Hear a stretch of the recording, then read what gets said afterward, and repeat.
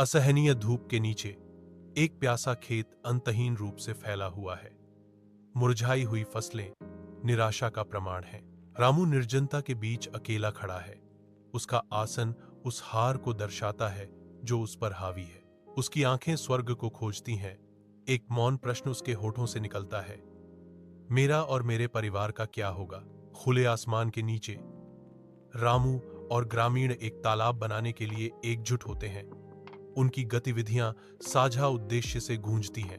ग्रामीण मिट्टी खोद रहे हैं। उनके हाथ लयबद्ध रूप से हिल रहे हैं क्योंकि वे पत्थर एकत्र कर रहे हैं। रामू की आवाज प्रोत्साहन से गूंजती है, मेहनत करो दोस्तों, यही हमारी आशा है। विशाल आकाश के नीचे खेत जीवन से भरपूर थे, जो रामू के अटूट समर्पण का प्रमाण था।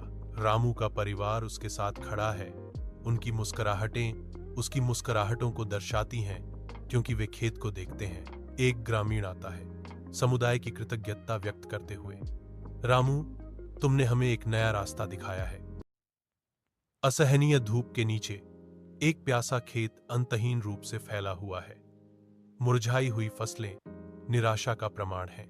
रामू निर्जनता के बीच अकेला खड़ा है। उसका आसन उस हार को दर्शाता है जो उस पर हावी है। उसकी आंखें स्वर्ग को खोजती हैं। एक मौन प्रश्न उसके होठों से निकलता है, मेरा और मेरे परिवार का क्या होगा? खुले आसमान के नीचे रामू और ग्रामीण एक तालाब बनाने के लिए एकजुट होते हैं। उनकी गतिविधियां साझा उद्देश्य से गूंजती हैं। ग्रामीण मिट्टी खोद रहे हैं। उनके हाथ लयबद्ध रूप से हिल रहे हैं क्योंकि वे पत्थर एकत्र कर रहे हैं। रामू की आवाज प्रोत्साहन से गूंजती है, मेहनत करो दोस्तों, यही हमारी आशा है। विशाल आकाश के नीचे खेत जीवन से भरपूर थे, जो रामू के अटूट समर्पण का प्रमाण था। रामू का परिवार उसके साथ खड़ा है। उनकी मुस्कुराहटें उसकी मुस्कुराहटों को दर्शाती हैं क्योंकि वे खेत को देखते हैं। एक ग्रामीण आता है, समुदाय की कृतज्ञता व्यक्त करते हुए, रामू, तुमने हमें एक नया रास्ता दिखाया है।